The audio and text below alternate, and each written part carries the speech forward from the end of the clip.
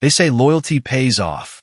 That's sticking it out through the long nights, the corporate reorganizations, the pointless rebrands and budget freezes, that it earns you something in the end. I believe that. For 9 years, I showed up early and left late. I missed vacations. I skipped holidays. I put in the hours nobody wanted. I became the guy people relied on, the one who always picked up the slack when someone else DRO. And then one ordinary Tuesday morning, that illusion shattered with the click. It was supposed to be a routine email. Kyle from HR had sent a link titled Compensation Structure FY25. I assumed it was internal data for upper management. Except, he sent it to the entire finance department by me. I almost didn't open it. I wish I hadn't. Row after row, it laid out everyone's salaries. Names I recognized. People I'd onboard, mentored, even covered for when they fumbled. There was Mason Blake, 2 years with the company, $137,000. Then Alex and Gwen, 14 months in, $134,500. Tristan Hale, just 8 months, $142,000. And then there was me, Ryan Walker, 9 years, $98,750. I stared at it, so long my coffee went cold. These weren't just numbers. They were knives. I had built this department from scratch, saved the company hundreds of thousands by redesigning its financial reporting systems, and kept operations smooth during a pandemic and a hostile acquisition attempt. I trained every name on that list, and they were making 30 to 40% more than me.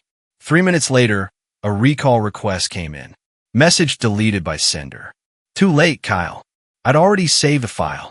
My heartbeat steadied, not out of calm, but out of something sharper. Cold. Methodical.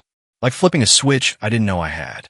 For the first time in nearly a decade, I saw my loyalty not as a strength, but as a liability they had taken advantage of. I stood up, picked up my laptop, walked across the open plan office past the co-workers who suddenly seemed like strangers. And I knocked on Daniel Given's door, my boss for 6 years, the man who called me a cornerstone of the team in every performance review, but somehow never got around to fighting for my raise. He looked up from his desk, annoyed. Ryan, what is it? I placed the laptop down and turned the screen toward him. I need to understand this. Right now, that moment was the beginning of everything. Because I wasn't going to be silent anymore. Daniel didn't say anything for a moment. He just stared at the glowing screen, the numbers right there in bold Arial, frozen mid-breath. His face twitched, barely, a small, almost imperceptible shift in his jawline, the kind you'd miss if you weren't looking for it. But I was looking. I was done pretending not to see things.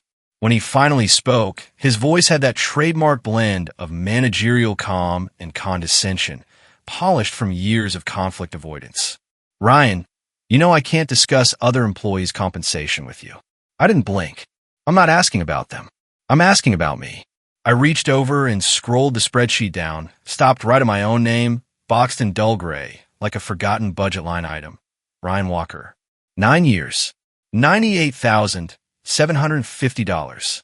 You and I both know, I said, my voice low but steady, that I built the systems every single person in that file now uses. I trained half of them. The rest still come to me when they mess up reconciliations. So how is it that I'm the lowest paid person on this list? He sighed. That sigh. The one that says you're being difficult. Ryan, can't you just be a team player? The same sigh he used last year when I asked about advancement opportunities after leading the company through a software migration that saved them $250,000. The market has changed since you were hired, he said, folding his hands like a man delivering a sermon he doesn't believe. Salaries have adjusted for new candidates. It's part of staying competitive. So adjust mine. He gave a tight smile. It's not that simple. There are bands, structures, review cycles. I've been through 9 of them. He looked at his watch. We just completed annual reviews last quarter. You received your standard increase. 3%, I said. Inflation outpaced it. He stood now a signal. Meeting over. But I didn't move. Not yet. I'd like to formally request a compensation review, I said. I can submit it, he replied, already circling back behind his desk, but it'll likely be denied. I nodded once. Not because I accepted it, but because I understood what came next. I left his office without another word, walked back to my desk with the same steady stride, sat down as if nothing had changed.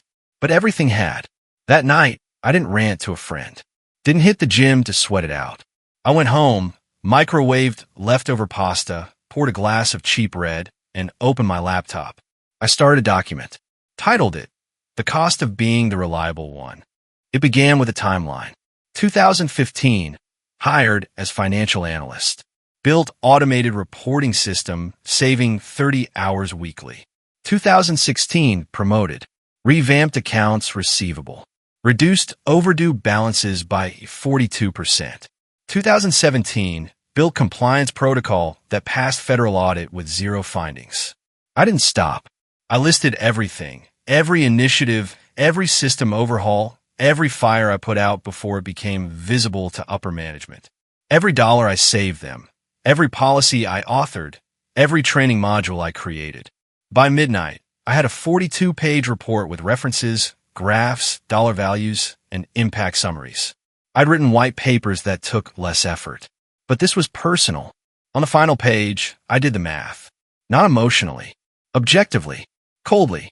Total estimated value I'd saved or generated in FY24. $263,400. Market salary differential to peers. $41,250.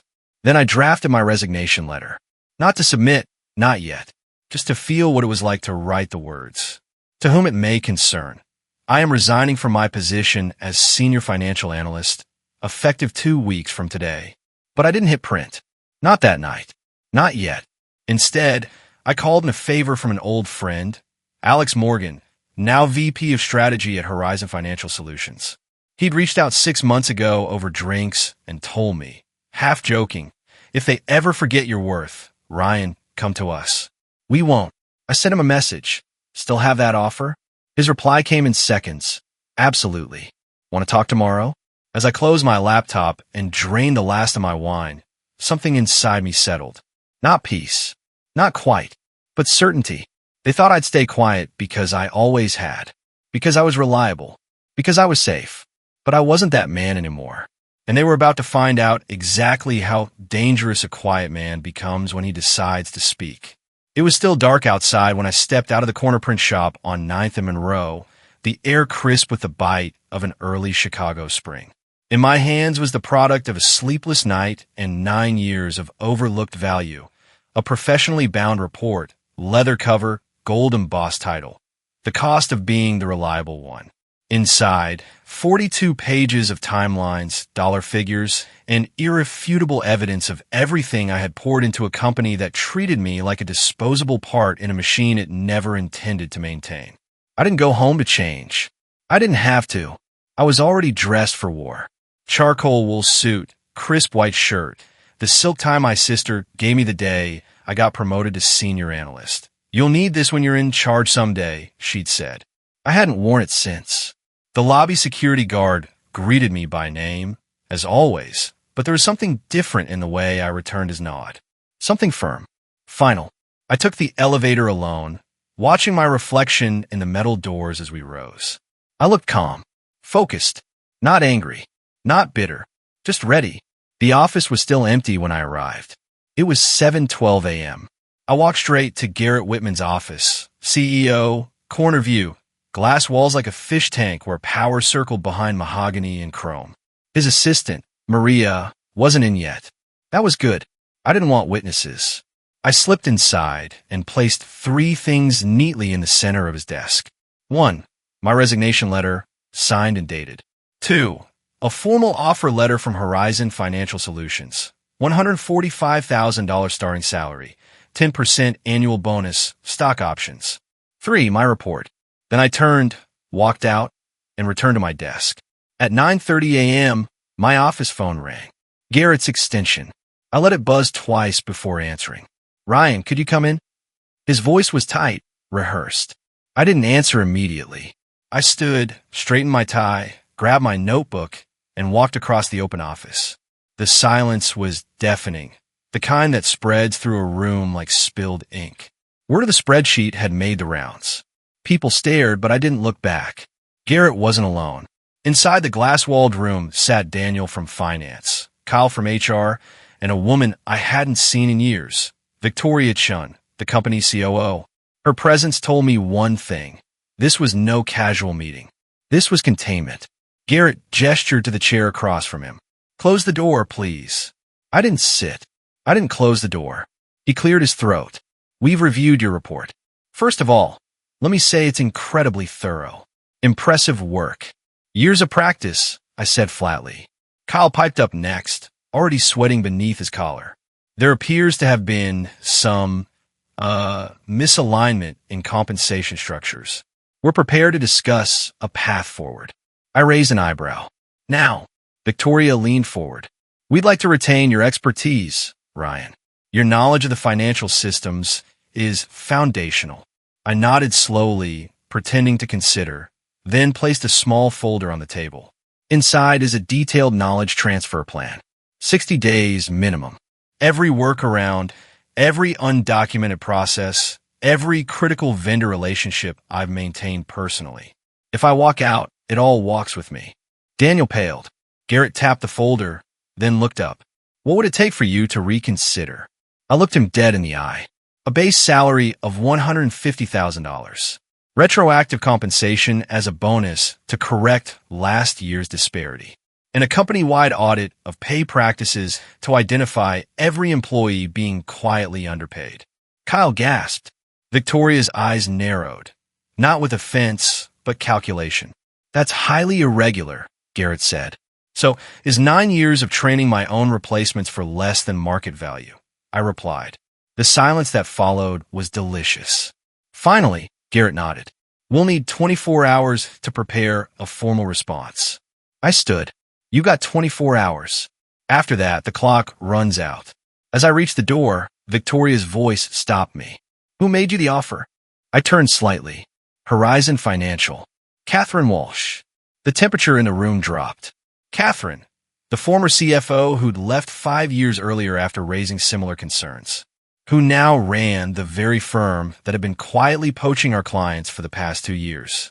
I let the name settle like dust on polished furniture. Then I left the room, because now they knew. I wasn't just a quiet guy in finance anymore. I was the man who knew exactly what he was worth. And I was done waiting for permission to act like it. By the time I returned to my desk, the office felt different. Not louder, not quieter, just heavier. A subtle shift, like the air pressure had changed. Whispers stopped when I walked by. Half-written emails were suddenly minimized. Eyes darted down to screens that weren't actually displaying anything useful. No one said a word, but everyone knew. Something had happened, and whatever it was, it started with me. I sat down, opened my laptop, and pulled up a folder buried so deep in my directory that even IT wouldn't stumble across it without a direct search. Its name was innocuous. Vendor Tracking Q3, Q4. But inside was something else entirely. 18 months ago, I'd seen something strange. A vendor payment for $13,875 that didn't match any purchase order I had approved, requested, or even heard of. Small enough to fall below the audit threshold, but large enough to raise an eyebrow. I flagged it to Daniel at the time, only to be told it had been pre-approved by leadership. The next month, there was another one, slightly larger. Same story. After the third, I stopped asking questions and started logging. Every suspicious payment. Every vendor without a website or with a post office box instead of a real address. Every quarterly transaction that repeated like clockwork, always growing just enough to look organic when compared against rising company revenue. I didn't know what I was looking for at first, just that it didn't smell right. And when something doesn't smell right in finance, you don't call attention to it. You collect. So I did. Month after month, I documented the pattern. Cross-referenced vendor files. Tracked mailing addresses. Ran quiet searches through public LLC registries. What I found, slowly, methodically, with the precision of someone who's built financial systems from scratch, was a web. Over $2.5 million siphoned off over 3 years. 7 fake vendors. 3 internal approval chains. And one holding company at the center, Pine Ridge Ventures, LLC. On paper, Pine Ridge looked legitimate. Clean formation docs, registered in Delaware, just like any number of shell corporations. But page by page, connection by connection, it unraveled. The mailing address was a strip mall mailbox service. The registered agent? Jordan Whitaker, brother-in-law to Thomas Whitaker, our company's chief legal counsel. That changed everything. Because this wasn't just neglect. This wasn't just a culture of underpaying loyal employees while showering newcomers with inflated offers. This was calculated fraud, dressed in professionalism and buried beneath just enough documentation to pass a surface-level glance. And I had the keys to all of it. This was why Catherine Walsh had been calling me every few weeks to check in. Why her offer had come not just with a six-figure salary, but with stock options, private health coverage, and flexible relocation terms. She didn't just want my talent. She wanted the truth I had quietly collected while the rest of the executive team looked the other way. The irony didn't escape me. For 9 years, I had built my reputation on being the reliable one, the team player, the quiet engine that kept things running. But in the end, what made me invaluable wasn't my silence. It was my memory, and now I was preparing to use it. At 2:04 p.m., an email from Garrett's assistant landed in my inbox. Subject, follow-up meeting, 8 a.m. tomorrow, executive conference room. Brief, vague, but the subtext was clear. They weren't waiting 24 hours. I closed the email and turned off notifications. My workday was over, at least officially. What came next required a different level of preparation. That night, I didn't go home. I went to Catherine. Her office was quiet, nestled high in a downtown tower 3 blocks from where I just left mine. She met me in the hallway with 2 glasses of champagne and that same calculating calm that had made her legendary even before she left our company in protest half a decade ago. "You ready?" she asked, handing me the glass. I nodded. Good, because tomorrow isn't about the raise anymore. It's about exposing the cost of silence. I smiled, for real this time. Because I wasn't just walking into a negotiation anymore. I was walking into a reckoning. The elevator opened onto the top floor just before 7:58 a.m., and I stepped into the quiet hush of the executive wing like a man walking into court, not seeking judgment, but delivering it. I carried nothing but a black leather folder under my arm and the calm that comes from being absolutely certain of 2 things, that I was right and that they knew it. Garrett's assistant met me at the entrance to the Pine Room, a name that always amused me, considering how little real wood was in that space. More glass than anything, designed to project power, openness, transparency. Ironically, "They're ready for you," she said, trying to sound neutral but failing.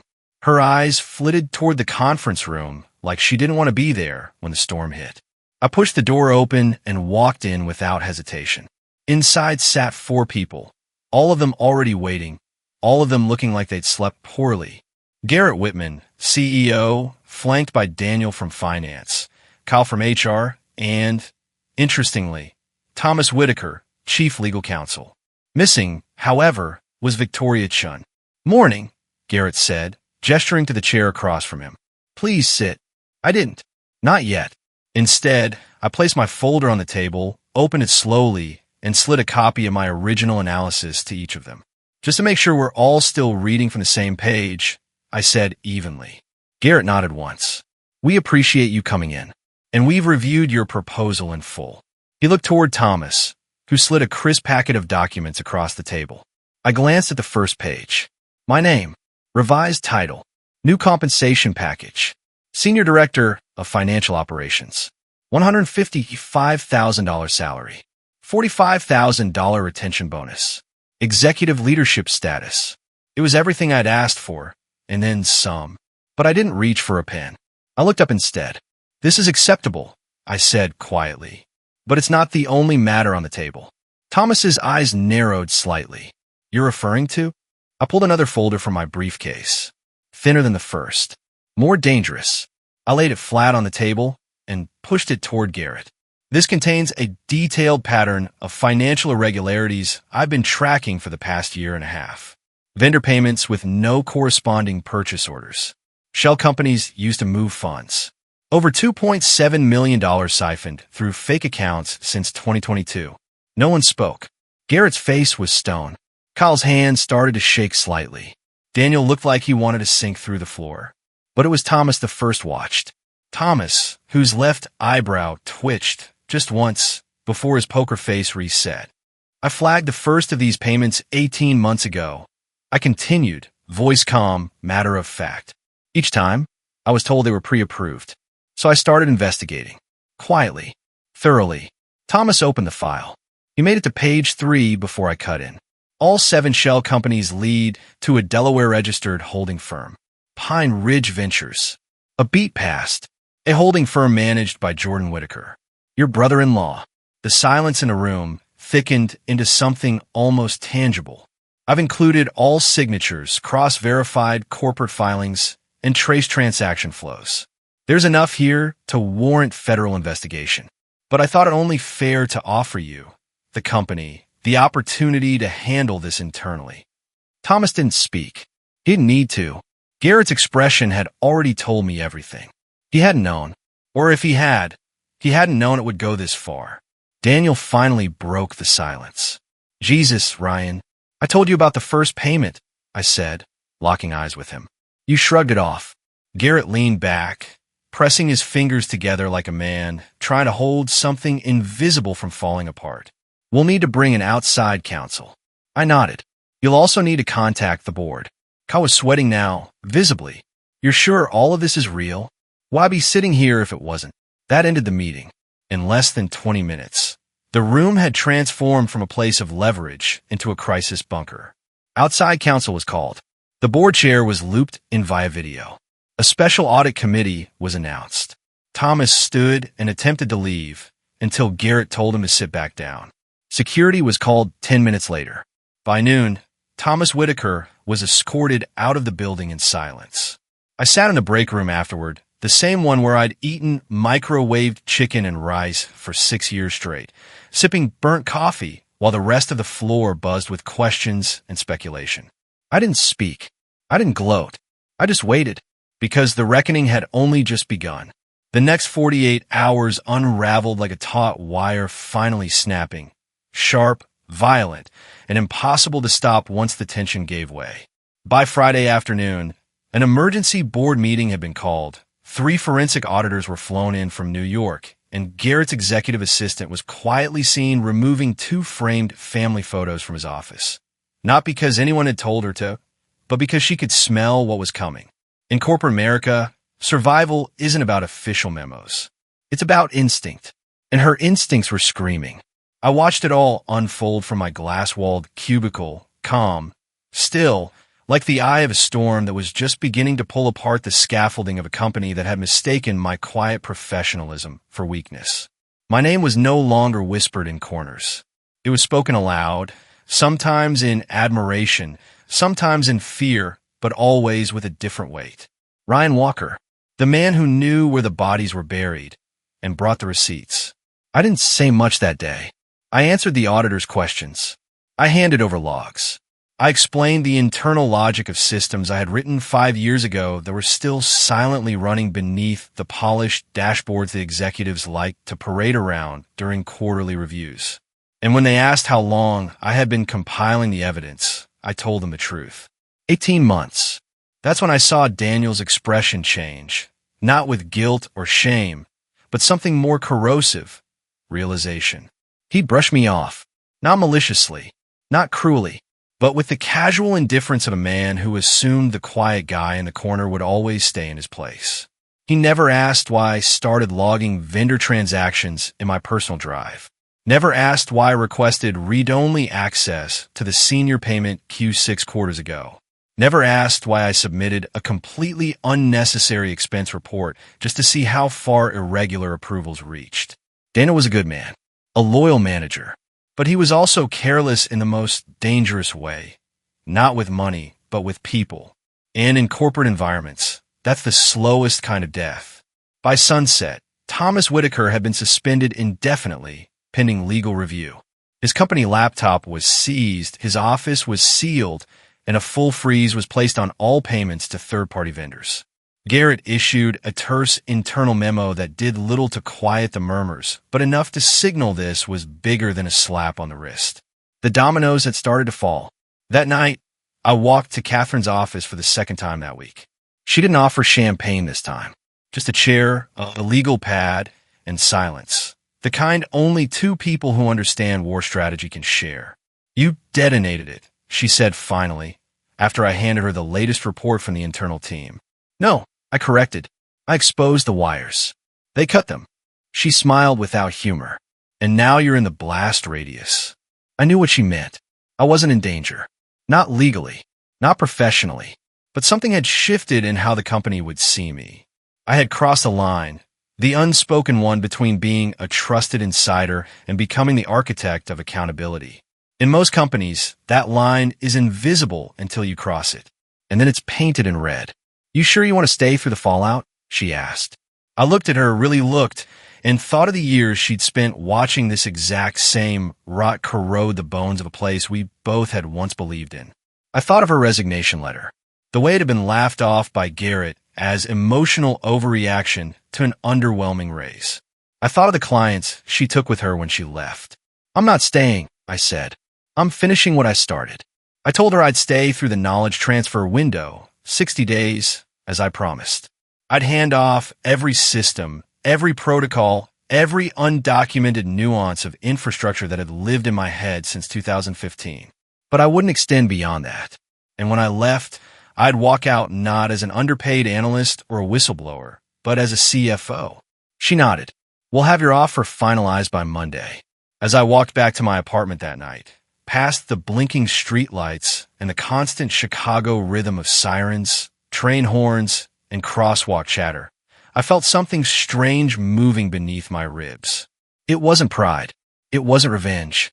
It was resolve, because I had learned the most dangerous lesson in the modern workplace, that silence is expensive and memory is power. And I had both in spades. The message came early Monday morning, earlier than expected, even for them. Subject: Executive Review, 10 a.m., Pine Room, attendance required, ***. No explanation, no agenda, just a quiet directive wrapped in corporate tone. I wasn't surprised. Not anymore. Not after watching them scramble all weekend, trying to manage both the internal storm and the creeping realization that the man they had overlooked for almost a decade was now the only one holding their infrastructure and, more importantly, their reputation together. I arrived 10 minutes early, walked past the receptionist who wouldn't meet my eyes, and stepped into the conference room like it was a courtroom.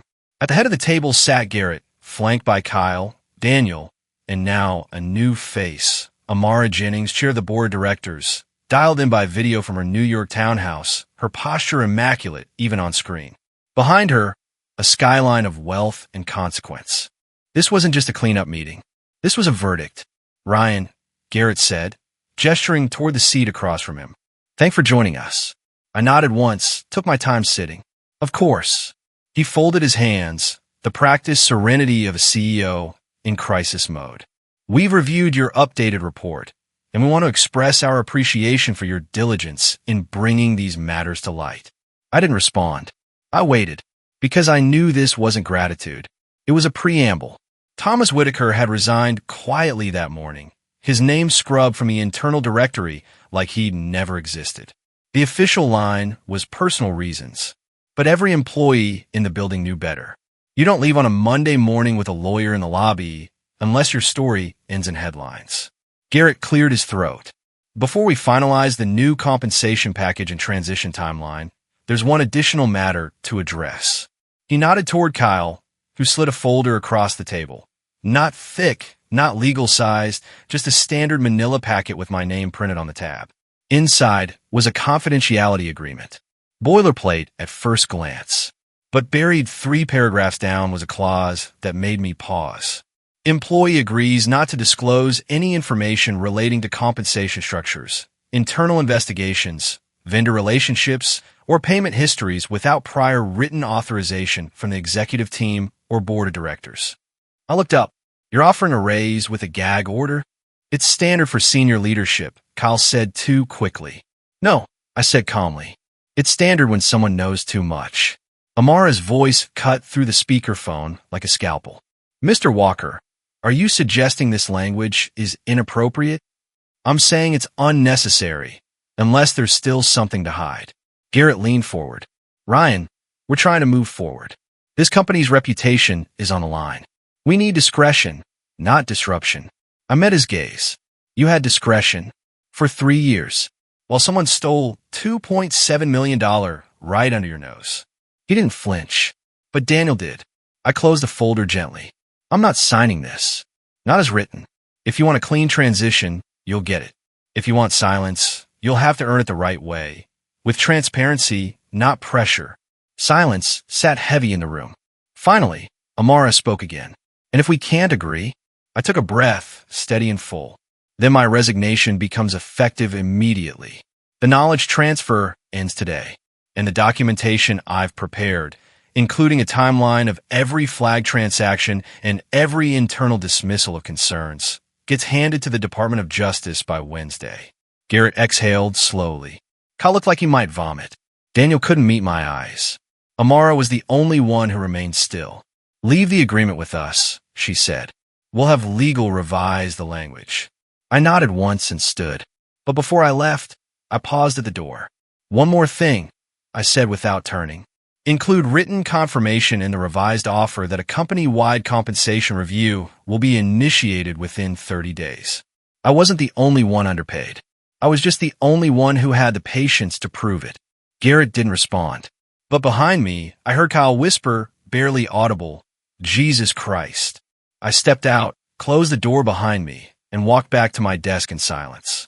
Not triumphant, not smug, just clear. Clear that power doesn't come from titles or corner offices or job offers padded with equity.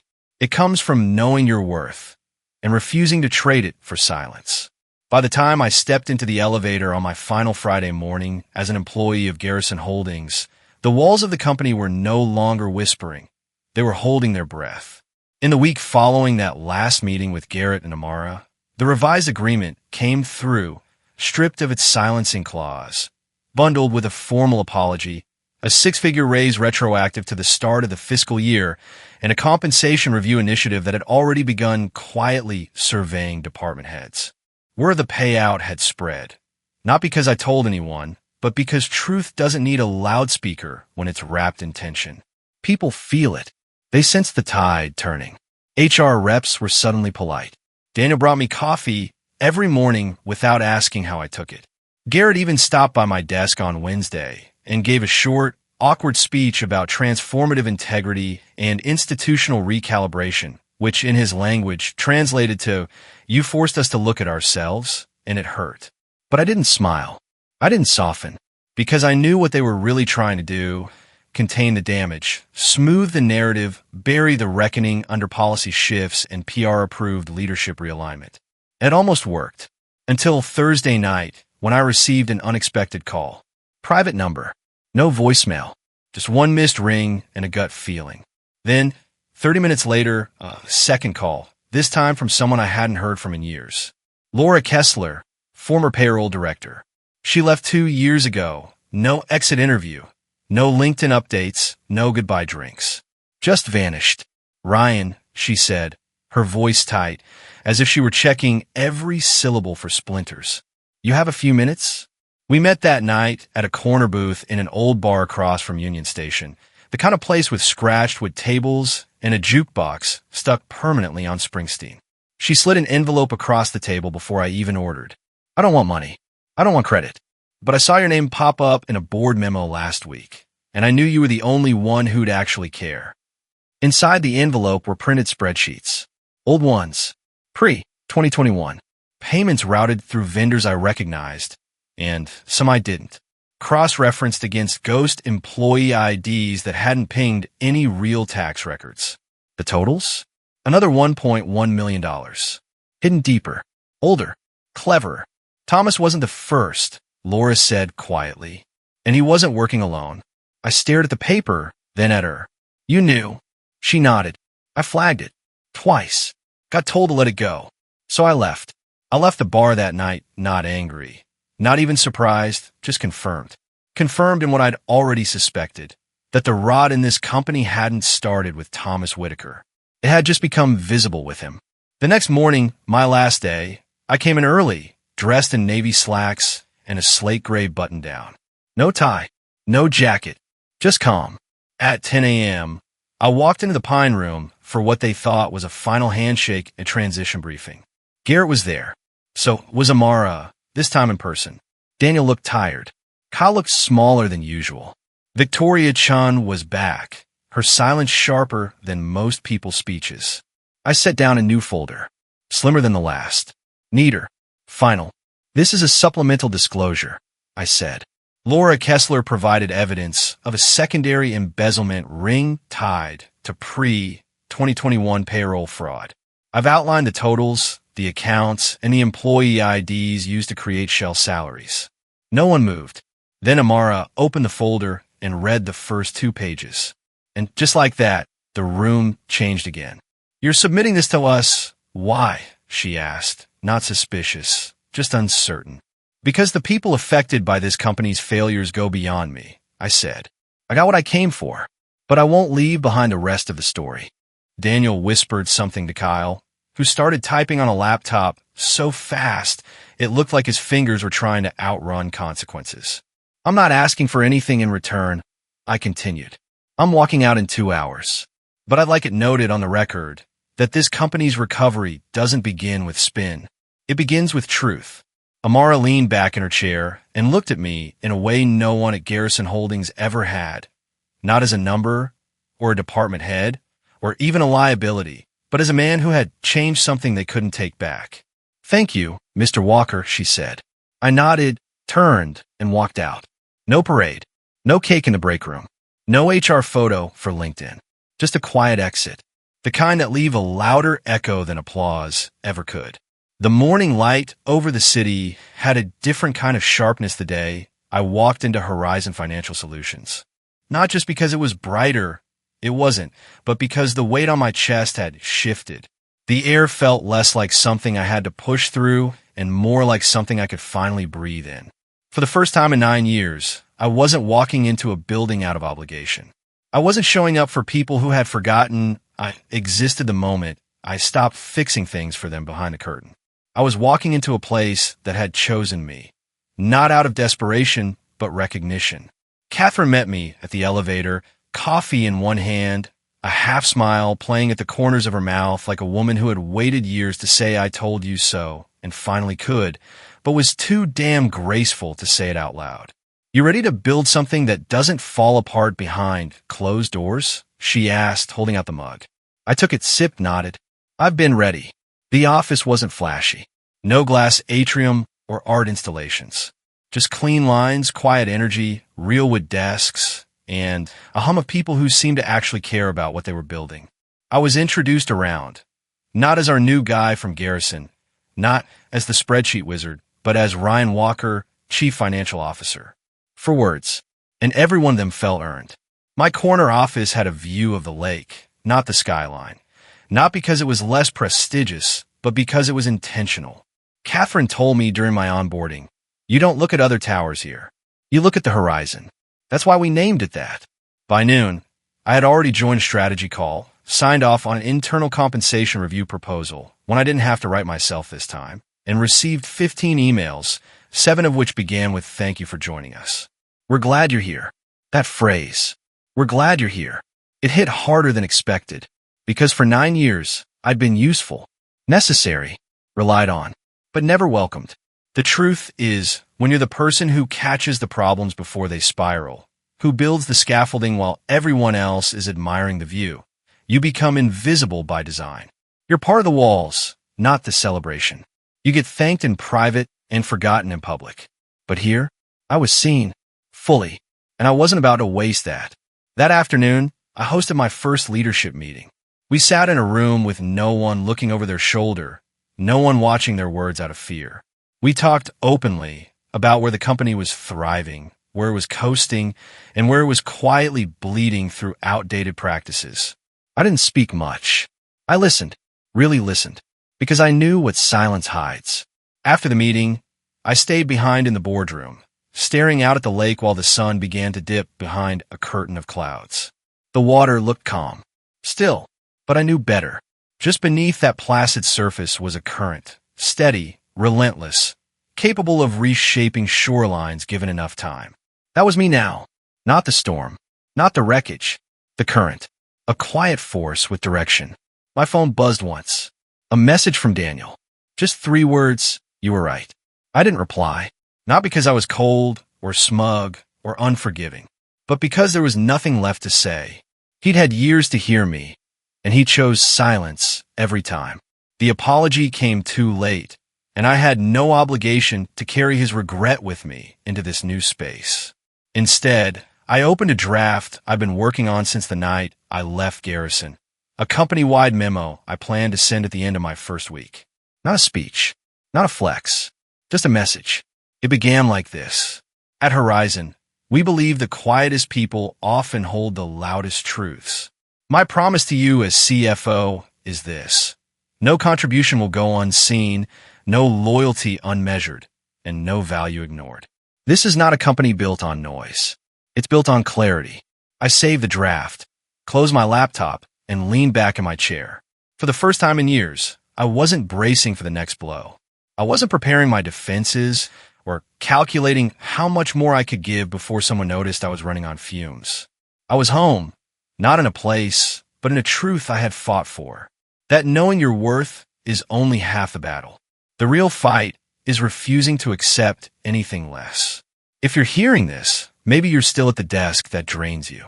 Maybe you're watching the clock, wondering how many more years you need to put in before someone notices the late nights, the silent sacrifices, the work you do that keeps everything running but never earns a line in the company newsletter. Maybe you're the reliable one, the fixer, the person who picks up the mess and never complains, the one who trains new hires only to watch them climb higher, faster, while you're told just hang in there a little longer. Maybe you've convinced yourself, like I did, that loyalty alone will build your ladder. That being the person who never causes problems, never raises their hand, never questions the silence, will eventually earn you something more than a pat on the back and a 3% raise that doesn't even match inflation. I'm here to tell you what no manager ever had the decency to tell me. Silence doesn't protect you. It buries you. You can't outloyal a system built on undervaluing the people who hold it up. You can't spreadsheet your way into visibility if the people above you have already decided to look past you. And waiting for them to wake up is like hoping the ocean will stop rising if you stand still long enough. Here's what I learned the hard way, painfully, slowly, then all at once. You're not replaceable just because they made you feel that way. You're not difficult for asking to be paid fairly for the value you deliver. You're not disloyal for choosing to walk away from a place that doesn't see you. And you are absolutely allowed, no, expected, to stand up and say, "This is what I'm worth," even if your voice shakes while saying it. I don't regret the 9 years I spent at Garrison Holdings. Not because they were perfect, not because they valued me, but because those years forged something in me that no raise, no title, no bonus ever could. They gave me proof. Proof that quiet power is still power. That preparation matters. That documentation matters.